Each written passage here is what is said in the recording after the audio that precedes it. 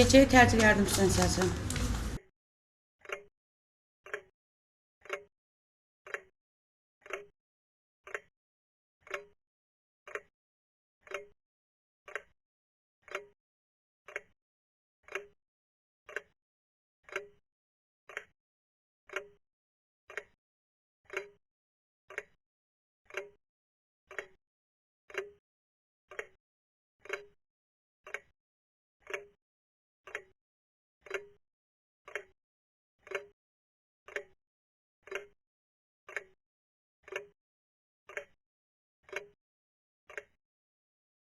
Mingəçevir şəhər təcili və təxirəsalınmaz tibbi yardım stansiyası 100 min nəfər şəhər əhalisinə, 20 min nəfərə yaxın isə məcburi qaçqın və köçkün soydaşlarımıza ilin bütün günlərində fasiləsiz olaraq təcili tibbi yardım xidməti göstərilir.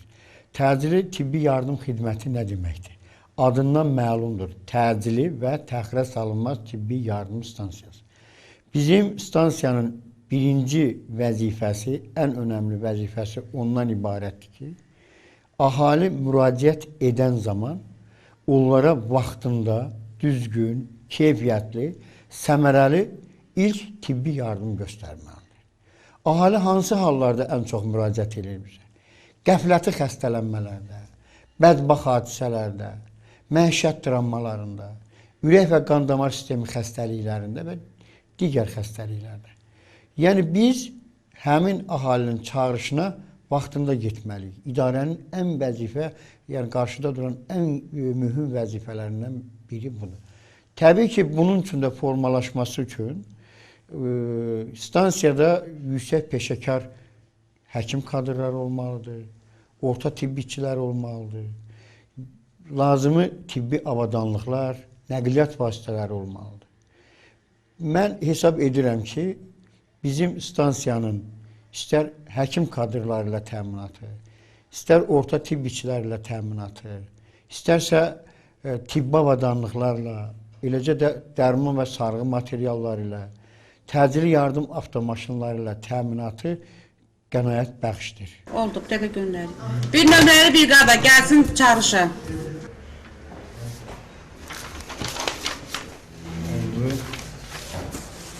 Vidadi altı mənzil 3. Bəli.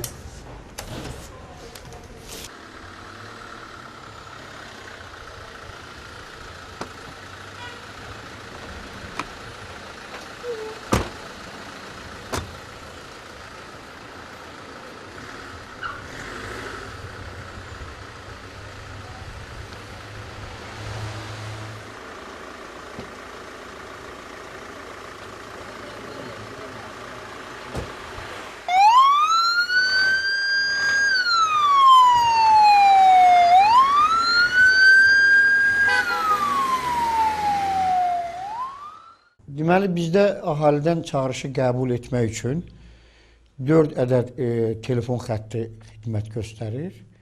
Həmin 4 ədəd telefon xəttinin biri Azərsel xidmətinə qoşulmuşdur. Yəni, vətəndaşlar Azərsel mobil telefonu ilə 103 nömrəsini yığanda təbii ki, bizim stansiya daxil olur. Yəni, biz həmin çağrışı qəbul etdikdən sonra tibbi briqada çağrış ünvanına gedir. Çağrış ünvanına gedəndə tibbi briqada, yəni əl-əsdə həkim, xəstəni müayinə edir, onun vəziyyətini qiymətləndirir, lazım gəldikdə onun yerində ona ilk yardım göstərir, xəstənin vəziyyəti stabilləşərsə, yəni onun vəziyyəti yaxşılaşarsa, xəstə evdə saxlanılır, müəyyən tövsiyələr verilir və sahə həkiminə müraciət etməsi məsləhət bilinir. Əgər doğrudan da xəstənin vəziyyətində hansısa bir problemmi, çətinlikmi, ağırlaşma hiss olunursa və yaxud da hiss oluna bilərsə, onda bizim işçilər tərəfindən həmin xəstələr müvafiq tibb müəssisələrinə, yəni profilə uyğun olaraq hospitallaşdırılır, gətirilir, qəbul şöbəsinə təhvil verilir və stansiya qayıdır. Təbii ki, stansiyada ambulator qəbul da biz təşkil eləmişik. Yəni, vətəndaşlar özləri müstəqil şəkildə stansiyaya müraciət edəndə həmin xəstələr həmin otaqda qəbul olunur. Eyni qaydada xəstə müayinə olunur.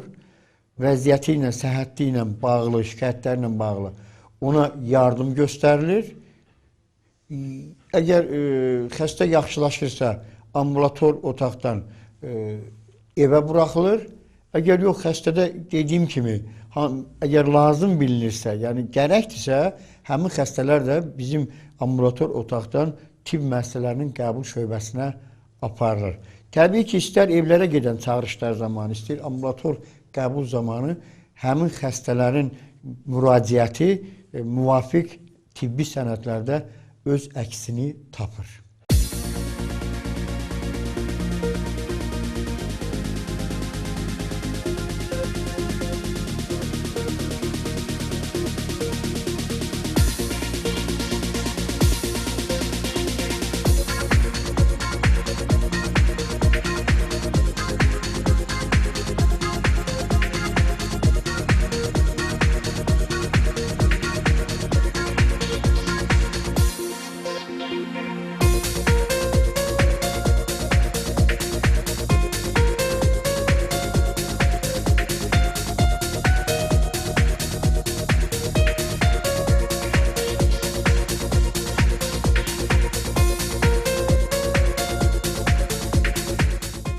Stansiyada antrobik kabinet fəaliyyət göstərir. Yəni, antrobik kabinet nədir? Ev heyvanları tərəfindən və yaxud da vəhşi heyvanlar tərəfindən, istəyər kəsəyənlər tərəfindən insanlara zərər yetirilərsə, yəni o dişlənərsə və yaxud da dəri tutamlığı cızılarsa, yəni biz onu belə qəbul edirik ki, həmin xəstədə gələcəkdə quduzluq hadisəsi baş verə bilər, xəstəlik baş verə bilər. Ona görə də həmin kabinet həm təcili yardım stansiyasında təşkil olunur. Eyni zamanda sağ sahildə 2 nömrəli poliklinikada və mərkəzi xəstəxananın poliklinika şöbəsində təşkil olunur. Xəstə müraciət olunur, onun haqqında anket doldurulur və ona müalicə tətbiq olunur. Yəni, müalicə də şərti müalicə var, qeyri-şərti.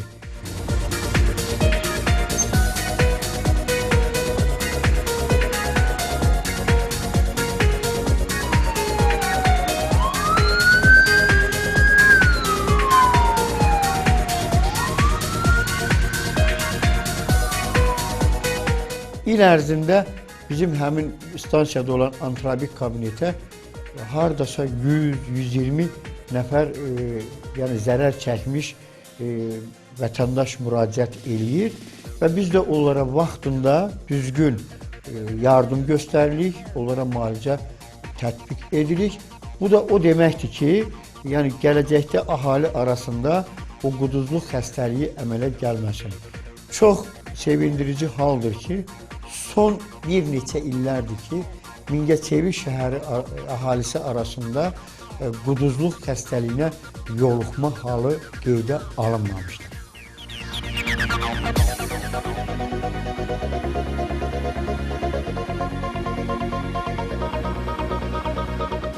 Əhaliyə keyfiyyətli vaxtında tibbi yardım göstərmək üçün stansiyanın birinci kadr potensialı olmalıdır. Sonra dərman təminatıdır, sonra tibbi avadanlıq təminatıdır. Yəni, bizdə hal-hazırda 38 nəfər təcili yardım həkimi fəaliyyət göstərir. Təbii ki, bütün məsuliyyət də, cavabdehlik də, briqadanın rəhbəri də həkim olduğuna görə mən həkimlər haqqında xüsusi qeyd eləmək istəyirəm. Yəni, bizdə ümumi ad altında təcili yardım üzrə həkim gelir. Amma buna baxmayaraq onların peşəkarlığı, onların bilik və bacarığı o qədər yüksək səviyyədə olmalıdır ki, onlar ürək qan damar sistemi olan xəstəliyi olan xəstələrə yardım göstərə bilsin. Əsəb sistemi ilə bağlı olan xəstələrə yardım göstərsin. Akuşer ginekoloji çağırışı olan xəstələrə, travmalı olan xəstələrə və digər xəstəliklərə. Ona görə də biz həkimlər arasında mütəmadi olaraq seminar məşğələləri keçiririk müxtəlif mövzular haqqında. Yəni bir növ elmi, praktiki məşğələ kimi. Və bundan başqa bizim həkimlər mütəmadi olaraq Bakı şəhərinə ixtisas artırma kurslarına göndərilir. Hal-hazırda, yəni bugün bizim 2 nəfər həkimimiz Bakı şəhərində təkmilləşmə kursundadır. O təkmilləşmə kursunda olması bizim işçilərin bilik bacarının artmasına və onlar gələndə həkimlər arasında belə də fikir mübadiləsi aparması bizim həkimlərin bilik bacarının artmasına səbəb olur. Təbii ki, həkimlərimiz arasında internetlə məşğul olanlarımız daha çoxdur. Yəni yeniliklər. Bilirik ki, artıq indi texnika əsridir, kompüter əsridir. Həkimlərimiz o məsələyə də xüsusi fikir verirlər və səhər 5 dəqiqəliyində bir 5 dəqiqə, 10 dəqiqə kim nə yenilik öyrənibsə, təbii ki, bizim peşəyə uyğun, sənətimizə uyğun, işimizə uyğun onu məlumat şəklində verirlər. Mən bir baş həkim kimi təvazökarlıqdan uzaq olsun, qeyd edim ki, mən stansiyanın həkimlərinin bilik bacarıqlarından, təcrübələrindən çox razıyam.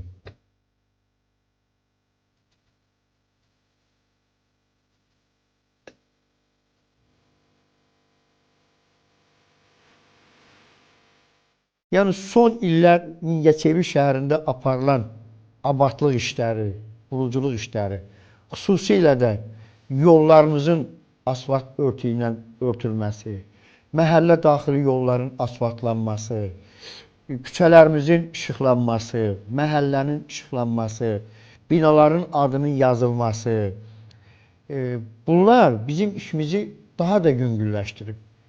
Əvvəllər bir 2 il, 3 il bundan qabaq hamımız Mingəçevirdə bilirik də, bina daxili yəni yollar çox yararsız vəziyyətdə. Təcili yardım maşını bir binanın qabağına keçmək üçün o çaladan, o çuxurdan keçənə qədər vaxt itirdi. İndi təmiz asfalt, düz yol, işıqlı yol, binanın adı yazılıb, ünvanı tapmağa nə var ki?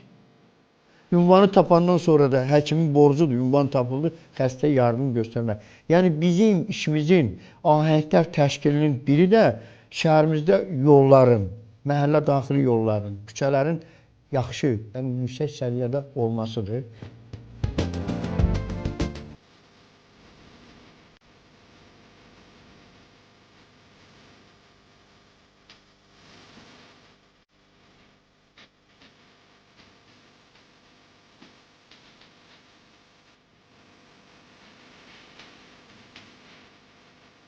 Son illər, yəni ölkəmiz iqtisadi cəhətdən inkişaf elədikcə, bizim tibb sahəsinə də ayrılan vəsait ilbəil artır. İlbəil artan vəsait də təbii ki, stansiya alınacaq dərman maddələrinin, sağlıq materiallarının həm çeşidlərinin, yəni adlarının, həm də miqdarının artmasına gətirib çıxarır və çıxarıb da. Yəni gündəlik tibbi briqadalara verilən dərman maddələri, sağlıq materialları demək olar ki, bəzi hansı ki, vacib, yəni belə deyək də, az tapılan, yəni daha doğrusu az işlədilən dərmanın çıxmaq şərti ilə təminatımız günün tələbi səviyyəsindədir. Yəni əhaliyə biz həmin dərmanlarla keyfiyyətli yardım göstəririk.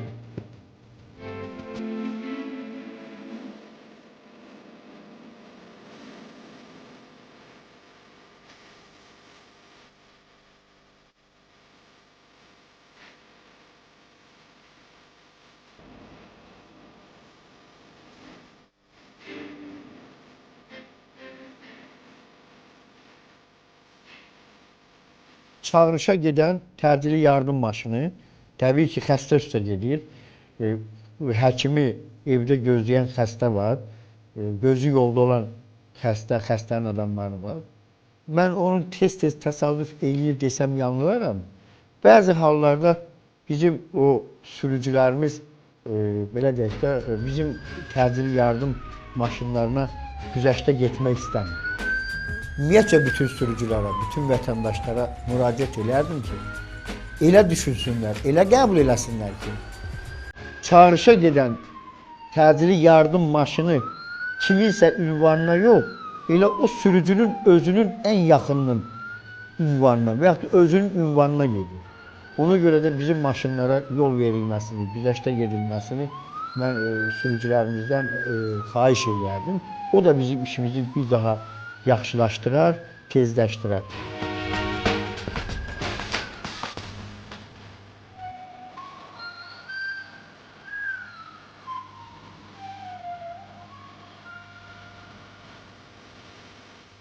Yəni buradan məqsəd nədir? Əgər bizim həkim briqadası nə qədər tez ünvana çatsa, təbii ki, xəstəyə vaxtında yardım göstərər. Xəstənin o əzab əziyyəti deyək, onun yaxınlarının belə deyək, gərginliyi deyək, narahatçılıqları tez aradan götürür.